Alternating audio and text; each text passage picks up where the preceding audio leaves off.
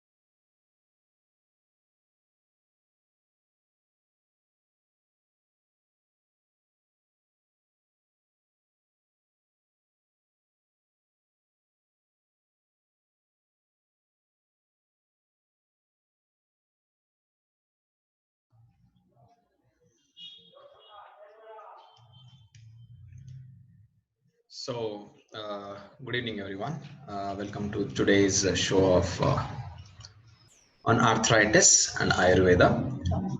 We are holding short for a few people to join in, so let people come as we go by. So, as Dr. in such in naturopathy and yoga on Ayurveda, today we have Dr. Jobi, who has done her BAMS from Begumpur University, Orissa. She has done her Panchkarma and gynecology training from various centers in Kerala. Did her yoga course from SVasa University, Chigni, Bangalore. She has also worked in various national and international centers in Orissa, Coimbatore, Kerala, and Bangalore. And now she is with us holding a seminar. And also, she has been as a senior Ayurveda consultant dealing with Kerala Panchkarma, gynecology, and infertility cases. Doctor, I would like to take over. I'd like you to take over the session, and a warm welcome to all of the members who have joined for our session today evening. Hope you have a nice one. Over to you, Doctor. Thank you. Thank you, Aditya. Welcome, everybody. So today's session is on arthritis and how Ayurveda can help. So in your day-to-day life, among your neighbors or your relatives, in your friend circle, you must have heard this common problem of joint pain. It could be knee joint, it could be wrist joint, it could be any small joints also. So that is a sign of arthritis. So what is arthritis? The definition goes inflammation of one or more joints causing pain and stiffness that can worsen with age. So here arthritis, it can be a disease itself. Also, it can be a sign symptom of many other diseases as well. So here I'll be just taking up a few arthritis that usually we get in our clinic, and the major ones that we get are rheumatoid arthritis, osteoarthritis, psoriatic arthritis, septic arthritis, gouty arthritis, systemic lupus erythematosus, chikungunya, and also post injury or post any sprain, if the treatment is not done properly, or anything is remaining, the swelling is not removed, that in future also leads to arthritis. So one by one I'll just explain the sign symptoms. Rheumatoid arthritis we usually see in young people, in teenagers, in the age group of 20s or 30s. And the main symptoms are joint pains all over the body. It starts with small joints, and morning when the person gets up in the morning, it's very difficult for the person to get out of bed, because he or she will be having a full body pain, will have muscle pain, will not be able to move his joints. And after some time of daily routine and work, then it becomes all right. They will also feel internal fevers and chills, fever which you will, it will not show in the thermometer, but we in Ayurveda we say it is, there is fever, there is internal fever, and there will be body pain and severe weakness also. It is an autoimmune disease, and if it is not treated properly, it can lead to joint deformity. You can see in the picture down, and it can really hamper the person's daily life. Sometimes uh, patients come to us who have sign symptoms, but their lab reports are all normal. And sometimes the vice versa. The lab reports show that they have arthritis, but they have no sign symptoms. So we need to So we need to see that, or in Ayurveda we say that it could be a purva rupam, or going into the arthritic disease. And if we have to give treatment and start treatment, otherwise it will again in future cause problems. um, in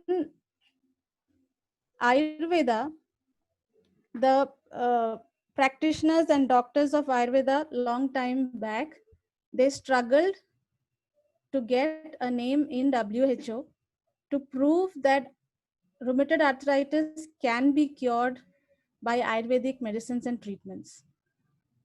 They did a lot of clinical documentation, clinical trials, and they have proved it. So even if modern medicine says that rheumatoid arthritis is not curable, it has cure in Ayurveda. Next is osteoarthritis.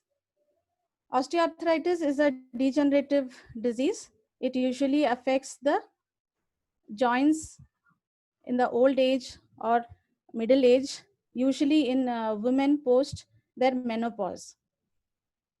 Or if the person has heavy body weight, that also affects the joints. It puts more pressure. So mainly we see in the knee joint or the hip joint that if you see in the first picture, this is the normal joint. The synovial fluid moves normally, so there is no problem with the joint. The second picture you can see there is loss of joint space. The synovial fluid is reduced, due to which there is friction happening and the person cannot take that pain. So what happens is, even if you are taking anti-inflammatory drugs, that is, it will only suppress, the swelling will only be suppressed. But what requires is regeneration of those tissues. The synovial fluid also has to be maintained. So initial stages, there are 4 stages in this condition. Initial stages, you take the medicine, do the treatments, the bone health improves. But mostly what happens is people go to other treatments, they try out various treatments, also go for surgery, and still if they don't are not happy with what improvement they get, along with other complications like diabetes, thyroid, they come to Ayurveda. And in spite of those complications also, we have improved their health condition. Next is psoriatic arthritis. This arthritis, it comes usually when the person already has psoriasis. It's a skin disease and it can affect any age group, but usually the arthritis will come after many years if the psoriasis is not treated or the person doesn't maintain a good lifestyle. Same stiffness of joints will be there, but these lesions will be also seen. Then there is septic arthritis. This usually happens if there is a joint infection. Risk is more if the person is already using an artificial joint, or they have diabetes or any other infection in the body which spreads to the joints. It is mainly because of poor immune system, and bacteria virus which is already present in the body can go and affect any specific bone or joint, and that causes the septic arthritis. This is usually a surgical case. And what you need to understand is, if you are already getting any symptoms of infection or any other problems in the body, you need to cure that immediately and not let it lead into such type of arthritis. Then this is gouty arthritis. This affects only one joint, and usually the big joints. It could be the toe joint or the knee joint, and it gives a very difficult, it is very difficult in moving the joint. Severe pain is there, usually because of increase in urea, uric acid, and it is called the rich man's disease or disease of the king, because when people stop looking at their lifestyle and they don't follow the strict routine of life, and they eat whatever they want without knowing the right combination, such things happen. It is you can say people are unaware of. Next is systemic lupus erythematosus. This also is found more in women, and it causes multiple problems. This is also an autoimmune disease. It affects the whole body, rather the brain, the skin, heart, joints, vascular system, everything. So you can see a mark, like a reddish mark, like a butterfly mark just over the nose. That's an indication of this disease. Then is chikungunya. Though this disease is mosquito borne, but it has shown sign symptoms of joint pains also. Even if you in the first picture you can see it is fever and body pain. The second is skin rashes you will find, and third is joint pains, swellings will be there. So there are many people who after taking treatment of chikungunya also have come with severe joint pains, which they have, you know, many years, and after taking a good detox treatment, good ayurvedic treatment, they have recovered from it. So of all these, all the arthritis that we went through, the common sign symptoms are pain in the joint, swelling will be there will be stiffness of the joint, difficulty in moving a joint, there could be fever, and yes, digestive problems also are seen, either prior to the arthritis problem or after the arthritis starts. And severe tiredness also will be there.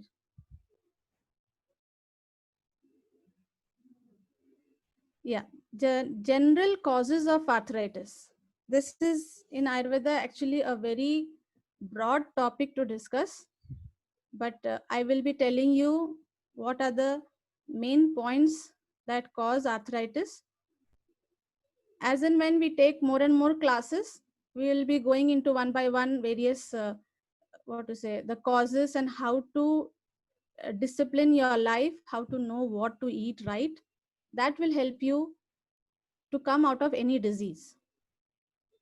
So wrong lifestyles, diet timings, be it breakfast, be it lunch or dinner, the timing should be correct. If your sleep timing should be correct. Usually I tell my patients, you sleep by 10 o'clock in the night and get up at about 5 or 6. You get the total rest the body requires. So the diet also should be like that. Have a early dinner by at about 8 o'clock, 9 o'clock. So the breakfast also time falls at 8 or 9. And never eat after 10 o'clock. That really gives a load to the liver, and it will bring about hormonal problems. It will disrupt your digestion and nutrition absorption. That will lead to arthritis if your bones are already weak. Then there is wrong combination of food that people follow everywhere, either because of ignorance or because of the taste they like. So the wrong combination of food, the right combination we should know. One I would mention is curd. Curd is it's a wholesome food. It should not be combined with any other food. We see in the restaurants, people make with curd, they mix fruits with curd, non-veg, and just after meals they take curd. So these are all wrong methods. Curd itself requires a long time to digest. It is sluggish. So when you have to take it in empty stomach, and the quantity should be very less. You have to add it either with a little sugar or with salt. I mention this especially for rheumatoid arthritis, septic arthritis and psoriatic arthritis. People suffering from these, please don't take curd. You can take buttermilk instead. Buttermilk is the amount of curd that you're taking into 4 times water. You have to add 4 times water to it. Churn it nicely, take the curd, churn it in the grinder nicely, remove the butter from top, and then add the water. So that helps to build up the immunity. While the curd, it will reduce your immunity. Also, you may ask me that there are so much of fatless curds coming, but the property of that curd doesn't change. It is still the same. Even if there is no fat, the property is still the same. You keep it in the fridge, again it increases its negative properties. So please avoid curd. And also in northern India, potato is very famous, very is a favorite for everybody, and they use it for all 3 meals. So please do not take any food for all 3 meals continuously daily. Always keep changing.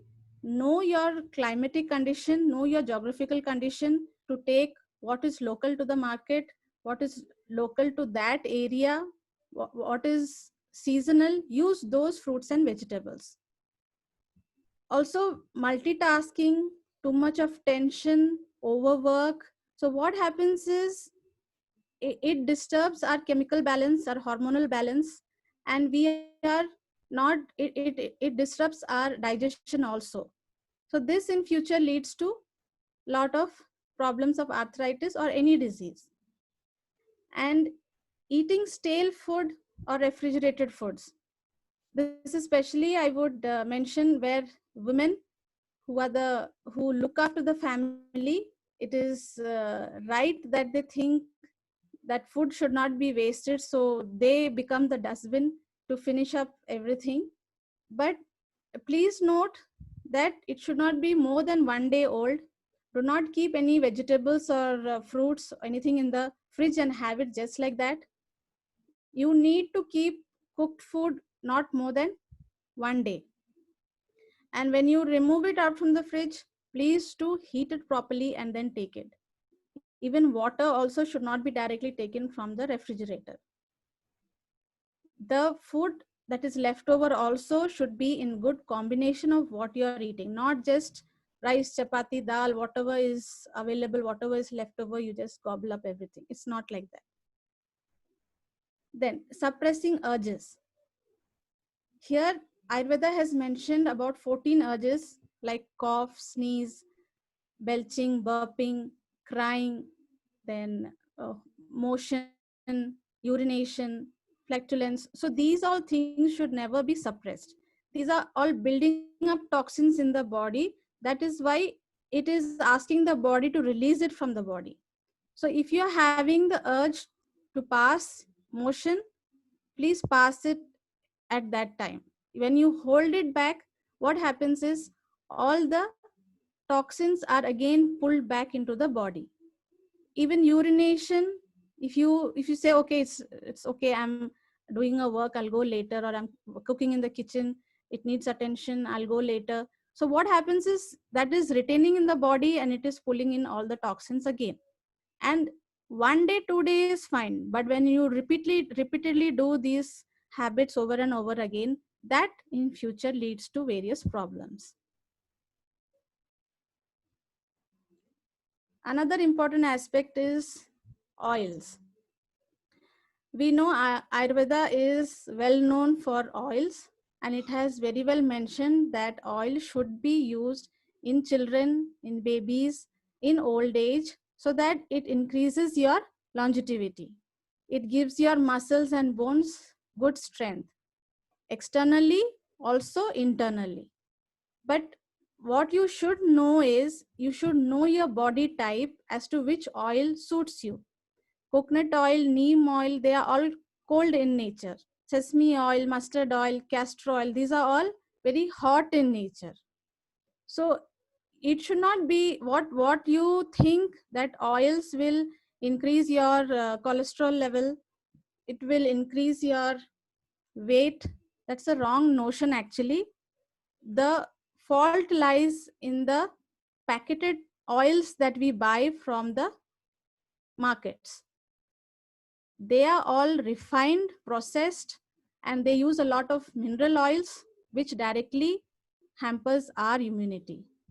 If you really want to get the benefit of the oils, directly go to the mill and buy it from there. That gives you the proper health benefits. So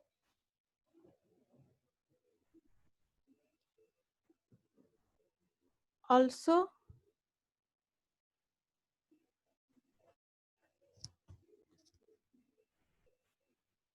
just a moment.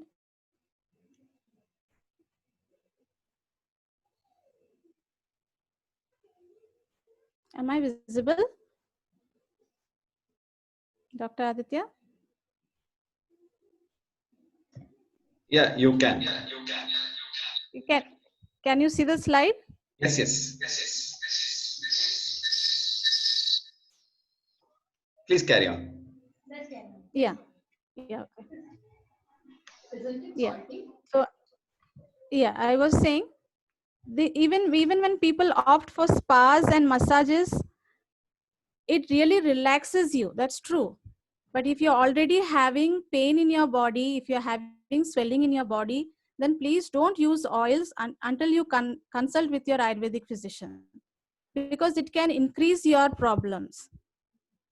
Yeah, even hot fermentation that we take, sometimes people just apply externally or take these treatments externally. They feel that externally it will help, internally the medicines are very bitter, so it is better to avoid. But please remember, externally it works, internally it needs the proper flushing out so that the swelling can get down. If you don't take those medicines, what happens is the swelling remains. Even and those oils, when it absorbs into the body, it again increases your problem. So in Ayurveda, we follow yeah, I'll tell you. Simple home remedies that you can follow is dry ginger powder, mix it with a little salt water, and apply it on the joint where there is swelling. It helps to reduce. But at the same time, please do take internal medication so that the swelling is removed out of the body and it doesn't remain there. Garlic, you can take garlic, boil it in milk with a little water, and you can drink that. That also helps to reduce the inflammation and pain. Also, it is good in digestion, and if you're having cholesterol problem also, it helps. Sandalwood with rose water, you can make a paste and apply. This is for psoriasis problem. But if the lesions are small only, if you're having big lesions in many parts of the body, then please, it won't help much. Then this guduchi plant also, the stem, if you take and make it into decoction and eat, it is a very good immunity booster. It helps to reduce the swelling and improves the joint health. Yeah, Ayurvedic treatments, we give it in phases. First, what we do is we remove the toxins from your body. In the second phase, we give medicines that it heals whatever has been disrupted, all those tissues, muscles, the bone, joints. And in the third phase, we give you medicines that will help to improve and rejuvenate that area so that in future you do not again get these sign symptoms repeatedly. But what happens is people usually feel well after the first phase of treatment, just with a simple detoxification and with first phase of medicines. They think that that is over. They don't need to come back again. But that is a wrong notion. If it takes time, that's true, because diseases don't happen all of a sudden. You feel the pain maybe one fine morning, but it has been building up since many months or years. So similarly, the body also needs to recover in the same phase. So please do give yourself time to heal your body completely and to make it more stronger. So we give detoxification treatment, rejuvenation treatment. Then you see this Takradhara, it is of buttermilk, medicated buttermilk that we give to calm you down. It calms the nerves. Also, it is good for psoriatic problems. Then there are various Kiri treatments or Potli Swedanam we say, which is filled with various medicines according to your ailments. And this is a fermentation that is done to heal you. After that, the third phase, we give you Vasti, we give you this is Janu Vasti, that is specifically for the knees. This is Nyamvara, or it is a bolus of rice and medicines together. It's a special rice that builds up the muscles and the bones. It makes them more stronger.